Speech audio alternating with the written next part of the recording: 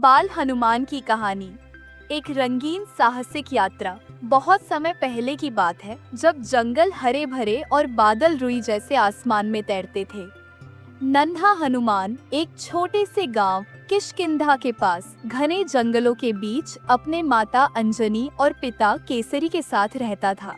वह कोई साधारण बालक नहीं था। वह सूर्य की किरणों पर कूद सकता था, हवा से बातें कर सकता था और उसकी आंखें चमकती थीं जैसे दो छोटे सूरज। हनुमान का मन बहुत चंचल था। हर दिन वह कुछ नया करना चाहता, कुछ नया सीखना चाहता। वह पेड़ों पर झूले झूलता, तितलियों के पीछे दौड़ता और चिड़ियों से बातें करता। उसके सबसे अच्छे दोस्त थे टिंकू तोता, गप्पू गिलहरी और झब्बू भालू। एक दिन सूरज की पहली किरण के साथ हनुमान की नींद खुली। उसके पेट में गड़गड़ाहट हो रही थी। उसे भूख लगी थी, लेकिन आम या केला खाने का मन नहीं था। वह आसमान की ओर देखकर बोला, वो देखो कितना बड़ा सुनहरा फल, मुझे वही खाना है। वह फल असल में सूरज था। हनुमान ने बिना सोचे समझे आसमान की ओर छलांग लगाई। उसकी पूंछ हवा में लहराने लगी और वो बादलों को चीरता हुआ ऊपर चढ़ता गया। टिंकू तोता घबरा गया। अरे हनुमान, वो फल नहीं है, वो तो अग्निदेव है। लेकिन हनुमान को कौन रोके। वो सूरज के पास पहुंच गया और बोला, नमस्ते देवता जी, आप बहुत स्वादिष्ट लगते हैं, क्या मैं आपको खा सकता हूँ? सूर्यदेव चकित हो गए पर मुस्कुराए। हे बालक, तुम बहुत ही प्यारे हो, लेकिन मैं कोई आम फल नहीं, मैं तो पूरी दुनिया को रोशनी देता हूँ।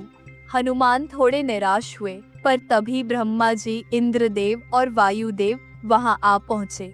वे सब मुस्कुराए, क्योंकि उन्होंने कभी किसी बालक को इतना साहसी और मासूम नहीं देखा था। इंद्रदेव बोले, हनुमान, तुम्हारा साहस हमें बहुत पसंद आया, इसीलिए हम तुम्हें वरदान देते हैं, तुम अद्भुत शक्ति और बुद्धि के स्वामी बनोगे। वायुदेव ने अपनी गोद में लेकर कहा, तू मेरा प्यारा पुत्र है, तेरी गति पर कोई सीमा नहीं होगी, तू जहाँ चाहे उड़ सकेगा। और तब से बाल हनुमान और भी खास बन गया। उसके शरीर में बिजली सी ताकत दौड़ने लगी। उसकी आंखों में चंचलता और बुद्धि की चमक आ गई। अब वह सिर्फ एक चंचल बालक नहीं, बल्कि एक भविष्य का नायक बन गया। उस दिन से जंगल में उत्सव मनाया गया। गप्पू गिलहरी ने मिठाइयाँ बांटी, टिंकू तोते ने गाना गाया और झब्बू भालू ने ढोल बजाया।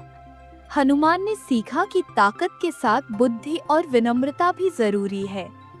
और उस रंगीन चमत्कारी दिन से बाल हनुमान की कहानियां जंगल के हर कोने में गूंजने लगी।